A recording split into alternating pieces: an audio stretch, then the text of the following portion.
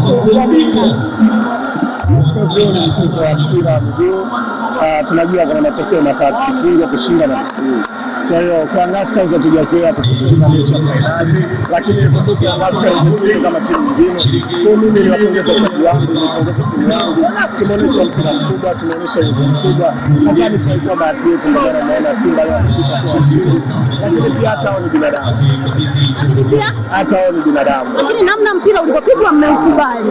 Hapana, ukiangalia kati ya Simba na Yanga, leo mimi nimecheza mpira mzuri, sema ni kwa sababu tusikuwa na bahati. Ukiangalia hata attempt kati yangu mimi na yeye, sema ni kwa sababu tu hatukuwa na bahati, na leo ilikuwa imeangukia kwa mtani wangu.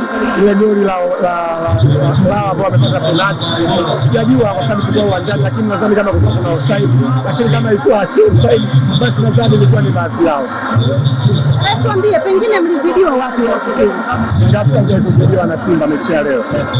Kuzidiwa, Yanga wamecheza kwenye mipango, Yanga wamecheza katika mbinu, Yanga wamecheza kama Yanga inavyocheza. Sema mimi naweza ngasema ni bahati tu ilikuwa kwetu. Matokeo yamekuwa surprise kwako. Nilizungumza na wewe wakati umeshafuzu kuingia finali, ukasema unamtaka Simba. Ya ni kweli tunamtaka Simba kwa sababu tunajua Simba ni mnyonge wetu, lakini safari hii amejitahidi kujikaza kuonesha kwamba na yeye pengine ana hamu ya kuchukua kombe. Of course mimi nishasema wao pia ni binadamu jamani, ifike wakati tuone kwamba wamechukua. Lakini upande wa mwamuzi hajatoka hapa kwa Tanzania kama ilivyokuwa ahadi, mashabiki mlikuwa mkihitaji. Of course mwamuzi ni mzuri, mimi mwenyewe nimemkubali mwamuzi, amekuwa na maamuzi mazuri, ameweza kucontrol mechi. Of course hata waamuzi wetu inabidi wajifunze kwa mwamuzi kama yule. Hivi mchezo mzima ulikuwa na kadi kweli? Alikuwa na kadi hata moja, ndio maana nasema nimpongeze sana mwamuzi kwa sababu alihandle pressure ya mchezo, lakini niseme tu kwamba haikuwa bahati yetu kwa sababu mwamuzi amejaribu kufanya kazi yake vizuri. Nadhani labda tukienda kuangalia vizuri labda katika ile offside, lakini mimi kwa matukio mengine naona alikuwa sawa kwa sababu amejaribu kuhakikisha mchezo anaokontrol. Simba amenyanyua makwapa, anakupeleka Mei 3 pale Meja Jenerali Samuel. Uko tayari pia? Of course niko na ninachokisubiri sasa, na ndio sasa tulipoamia sasa hivi. Kwa sababu ligi ya NBC Premier League ni mali yetu na Yanga Africans tunataka kuonyesha kwamba hii ni mali yetu. Simba leo ametufunga kwa sababu ya bahati, hajatufunga kwa sababu ya uwezo. Kwa tunataka tukamuoneshe uwezo kabisa. Wanasema inauma sana mtani achukua ubingwa mbele yake. Kwangu mimi sasa hivi sio sema nimeumia kwa sababu nimeshachukua ubingwa mbele yake mara kibao, mara kadhaa. Kwa sidhani kama timu itafanya maumivu.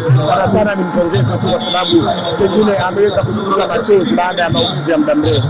Kwa hiyo mimi nadhani ni mpira na huu ni mchezo. Mashabiki wa Yanga Africans tuendelee kuamini timu yetu na timu nzuri sana. Kama uliangalia Yanga Africans walikuwa inacheza kuanzia kipindi cha kwanza mpaka dakika 75. Yanga Africans ambayo kweli kila mtu anatamani kuona vile. Nadhani mwalimu naye kuna baadhi ya makosa amejitahidi kurekebisha. Of course Yanga tuna timu nzuri bado, Simba anajitafuta. Hii ndio ni bahati kwa. Kuna sauti nyingi lakini si zote zinasikika. Lakini kuna sehemu moja ambapo kila sauti ina thamani. Hapo ndipo ilipo Global TV, sauti ya wanyonge, mtetezi wa wasio na pa kusemea. Global TV ni YouTube channel inayopendwa na watu wengi. Una biashara? Chagua platform yenye watu halisi. Tangaza kupitia Global TV. Next level.